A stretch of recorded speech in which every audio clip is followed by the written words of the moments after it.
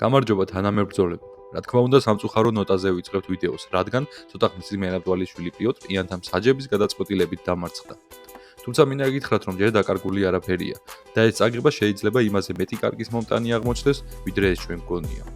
ამიტომ გაიმზადეთ ჩაი, მოკალათით სავარძელში. ჩვენ ვიწყებთ. პირველ რიგში ბრძოლა განვიხილოთ და ვეცდები აგიხსნათ ჩემი გადმოსახედიდან თუ რატომ დათმო მერაბმა ეს ბრძოლა. როგორც ნახეთ, მერაბმა ბრძოლის შემდეგ ინტერვიუში ჯო როგანთან თქვა, რომ მას სანახაობრივი ჩხუბის ჩატარება სურდა, რის გამოც ჭიდაობაზე უარი თქვა. მერაბის ამ ნათქვამს ხალხში დამცინავი კომენტარები მოყვა. ისინი ამბობდნენ, რომ სინამდვილეში უბრალოდ პიოტრმა არ მისცა მერაბს საშუალება ჭიდაობის და მეტიც პიოტრს რომ სდომოდა იქეთ ეჭიდავებოდა მერაბს. ერთი შეხედვით ეს ლოგიკური დასკვნაა, თუმცა თუ ბრძოლას კარგად დააკვირდებით, ნახავთ, რომ მერაბი რეალურად შესვლის დროს ძალასაც არ ატანდა გდების გაკეთებას და ხშირად თავად თმობდა კლინჩს, რომ ბრძოლა ხელებზე გაეგრძელებინა. რა თქმა უნდა, გვიან რაუნდებში ამის მიზეზი დაზიანებული კორპუსის იყო. ზოგადად ადრეც მაქვს ვიდეოებში ნათქვამი, რომ მერაბის სუსტი წერტილი მისი ღვიძლია, რადგან შონ ომელიმას და კორის ჰენგენმას შეძლეს, რომ მერაბისთვის დისკომფორტი შეექმნათ ღვიძლში დარტყმით. თუმცა გვიან რაუნდებს თავი რომ დავანებოთ, პირველ რაუნდშიც არ ცდილობდა მერაბი პიოტრის მიწაზე განადგურებას. ასევე პრობლემა იყო მერაბის კუთხის ნათქვამი მესამე რაუნდის შემდგომ, რომ მან 3 რაუნდი წაიღო. მაგრამ თავარი მიზეზი დამარცხების ჩემი აზრით არასრულფასოვანი მომზადება გახდა. დიახ, კარგია, როცა წელიწადში 4 შელიცავ ქამარს. კარგია, როცა რეკორდებს ხსნი და შენ ქვეყანას სასახელებ. თუმცა მაინც ეს ინდივიდუალური სპორტია და ყველაფერი იმაზეა დამოკიდებული, თუ შენ როგორ მოემზადები ჩხუბისთვის. წელიწადში 4-ზე წონის დაკლება ეს უზარმაზარი სტრესია ორგანიზმისთვის. როგორც ჩხუბში შეამჩნევდით, მერაბს თავისი მთავარი კოზირი, კარდიო თითქოს გამოცდილი ჰქონდა. თუმცა ამ ჩხუბმა ჩაიარა და ის შედეგი გვაქვს, რომელიც გვაქვს. მე ზოგადად ვცდილობ ხმამაღალი სიტყვები არ ვთქვა, მაგრამ ამ ბრძოლაში რაც ვნახე იყო ის, რომ მერაბის კარგი მომზადების შემთხვევაში პიოტრს მასთან შანსი არ აქვს. თუ რას ფიქრობთ ამ ჩხუბზე და წაგების მიზეზებზე? აუცილებლად დაწერეთ კომენტარებში.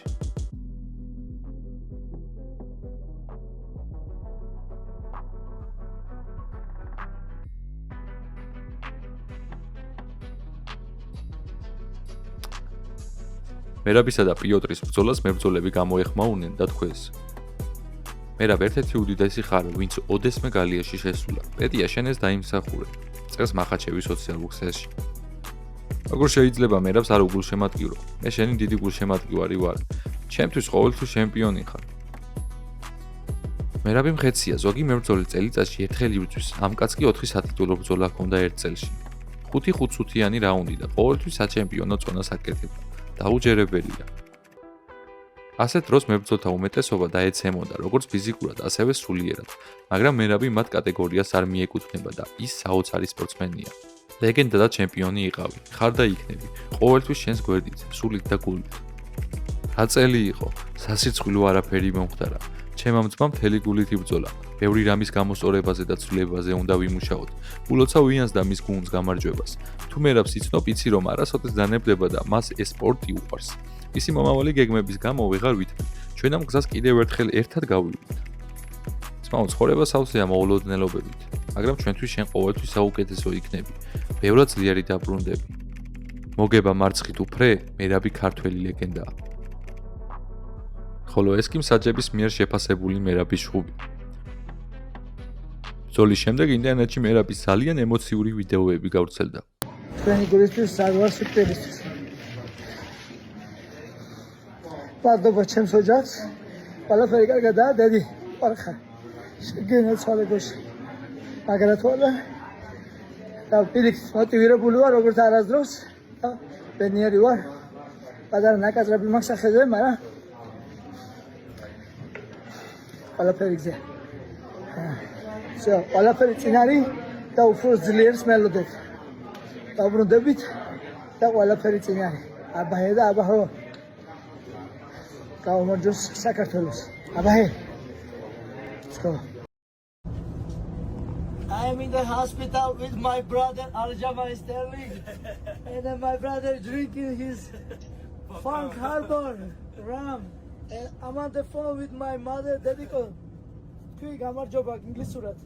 რა თქმა უნდა, ამ ბრძოლამ ყველა ემოციურად გაგვანადგურა, რადგან სულ სხვა შედეგს ველოდით. თან თუ მერაბი იანის ისტორიას გავითვალისწინებთ, თუმცა ჯობია ეს ემოციები გვერდზე გადავდოთ, რადგან ახალი ეტაპი იწყება მერაბისთვის და ჩვენთვისაც, როგორც მისი გულშემატკივრებისთვის. მერაბი უკვე ხუმრობის ხასიათზეა და Instagram-ზე მსგავს ფოტოს დევს, იცინის და წერს. უკვე ერთით-ერთია, რა მოხდება 2026-ში. ამ ფოტოზე კომენტარი გააკეთა კონორ მაკგრეგორმა. დიდებულია და თავად პიოტრ იანმა, რომელმაც თქვა: "ვიმედოვნებ, უკეთესობისკენ შეიცვლება." მებრძოლები ხვდებიან, რომ ეს მხოლოდ სპორტია, ხოლო მარცხი სპორტის განუყრელი ნაწილია. დიახ, ჩვენ დავთმეთ ბრძოლა, თუმცა ჯერ არაფერი დასრულებულა. რაც მთავარია, ამ ბრძოლამ ვერ გატეხა მერაბი და როგორც ხედავთ, ხუმრობის ხასიათზეც კია. მაგრამ ხუმრობას გვერდზე რომ გადავდოთ, მერაბმა უკვე მის სამომავლო გეგმაზე ისაუბრა და თქვა: "დიდი მადლობა ჩემს ოჯახს, მეგობრებს, გულშემატკივრებს, თანაგუნდელებს და ქვეყანას დაუჯერებელი სიყვარულისა და მხარდაჭერისთვის. გამარჯვებებისა და წაგებების დროს თქვენ მუდამ გვერდში მიდგახართ და ძალიან მადლიერი ვარ. ბოდიშ გიხდით, რომ წაგებით იმედები გაგიცვლუეთ, თუმცა გთხოვთ იცოდეთ, რომ 100%-ით დავბრუნდები უფრო ძლიერი და ომით დავიბრუნებ იმას, რაც მე მეკუთვნის. ვინც ჩემი მდგომარეობით ინტერესდება, კარგად ვარ, უბრალოდ ნაკაწრებია. შევეცდები ყველა მოწერილს უპასუხო, თუმცა თუ ვერ შევძელი, გთხოვთ, იგნორს პირადად ნუ მიიღებთ. თქვენი შეტყობინებები მნიშვნელოვანია და ჩემთვის თითოეული მოწერილი ძალიან ბევრს ნიშნავს. შაბათს ჩემი დღე არ იყო, იანი უკეთესი იყო და ულოცავ მას და მის გუნდს ამ გამარჯვებას, თუმცა ძალიან ნუ მოეშვები. მალევე დავბრუნდები და იმედი მაქვს, რომ რევანში რაც შეიძლება მალე შედგება. მადლობა კიდევ ერთხელ ყველას და მალე გნახავთ. წერს სოციალურ ქსელებში ქართველი მებრძოლი. UFC-მ დამიკავშირდა და მითხრა, რომ გთხოვ დაისვენე რამდენი ხანით შენ გინდა, შემდეგ ბრძოლობ კამარზე იანთან რევანში, დაისვენე რამდენი დროც გინდა აიღე და როცა მზად იქნები დაგვირეკე. და სავარაუდოდ მათ უნდათ ბრძოლა გამართონ ზაფხულში. მაგრამ მე არ მინდა ზაფხულამდე მოცდა. მე აი კიდე გემები გარდა ნაკაწრებისა ამ ბრძოლიდან მნიშვნელოვანი ტრავმა არ მიმიღია რა. და მოკლედ მე ადრე მაწყო ბრძოლის დანიშნა და ალბათ რა ვიცი გაზაფხულზე ანა აპრილში რავი მოკლედ კარგი იქნება თუ დამეშტო არა და შეიძლება ბრძოლა დანიშნოს ზაფხულში. ვეცდები მოკლედ ვისაუბრო ჩხუბზე. ნამდვილად არაფერი არ დამიკლია ამ ბრძოლაში მომზადებაში, ჩავდე ყველაფერი, დავიხარჯე ბოლომდე. უბრალოდ ჩემმა გეგმამ არ იმუშავა და მე ბრძოლაში გავერთე, ავყევი ბრძოლას და მოკლედ ხო, იანმა მაჯობა 6 დეკემბერს. ჯობდა ჩემი ძველი ტაქტიკით მებრძოლა, მაგრამ ჩემს და იანს შორის აუცილებლად შედგება რიმატჩი, ეს გარდაუვალია და რევანშზე აუცილებლად ღმერთის წყალობით სხვა შედეგს დავდებ. მერაბით კმაყოფილია UFC-ს ბოსიც დენა უაითი, რომელმაც მერაბზე ისაუბრა და თქვა: ნიუ-ჯერსიში მებრძოლების მოძებნის დროს მერაბი იმ საღამოს მთავარი მოვლენა იყო. სერამ მითხრა, რომ ეს ბიჭი განსაკუთრებული და მსოფლიოს ჩემპიონი გახდებოდა. თვალისწინთან კონტრაქტი გავაფორმეთ. სერა აბსოლუტურად მართალი აღმოჩნდა. მერაბი ერთ-ერთი ყველაზე დიდი მებრძოლია, ვინც კი ოდესმე მინახავს. თავიდან ურთიერთობა კარგად ვერ დავიწყეთ, მაგრამ ახლა მის მიმართ უდიდესი პატივისცემა მაქვს. იანთა დაპირისპირება წარმოუდგენლად მაღალი დონის ბრძოლა იყო. ახლა ის ვიცი, რომ მერაბს დასვენება სჭირდება. დანა უაითმა ასევე ისაუბრა არმან ცარუკიანზეც და მის სატიტულო ჩხუბზე. UFC-ს პრეზიდენტის დანა უაითის თქმით, არმან ცარუკიანს სატიტულო ბრძოლის კიდევ ერთხელ მისაღებად ბევრი შრომა მოუწევს. ამ წლის იანვარში ცარუკიანს სატიტულო ბრძოლაში მახაჩევთან უნდა ებრძოლა, თუმცა ბრძოლას 2 დღით ადრე წელის ტრაუმის გამო ჩაიხსნა. მას შემდეგ სომეხმა უარი თქვა გამბროდთან ჩხუბზე. ამდენიმე კვირის წინ კი ტრაუმის შემდეგ პირველ ბრძოლაში დენ ბუკერი დაამარცხა.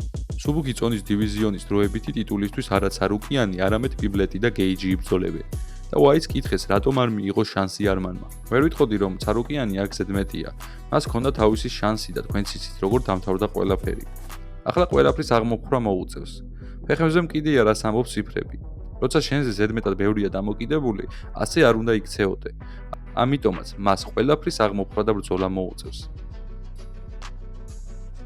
ასევე არ უნდა დაგვავიწყდეს მოახლოვებული გიგა ჭიკაძის დაპირისპირება, რომელიც 14 დეკემბერს გაიმართება. გიგა ამ ბრძოლაში არგენტინელი კევინ ვალეხოს დაუპირისპირდება. აუცილებლად უნდა უგულშემატკივროთ გიგა ჭიკაძეს. მოდი ეს კომენტარებში გავაკეთოთ. ხოლო ბოლოს ილია თოფურია ESPN-ის რეიტინგით 30 წლამდე ასაკის საუკეთესო მებრძოლი გახდა. ერთად მიულოცოთ ილიას ეს მიღწევა, ხოლო მე შემდეგ შეხვედრამდე გემშვიდობებით.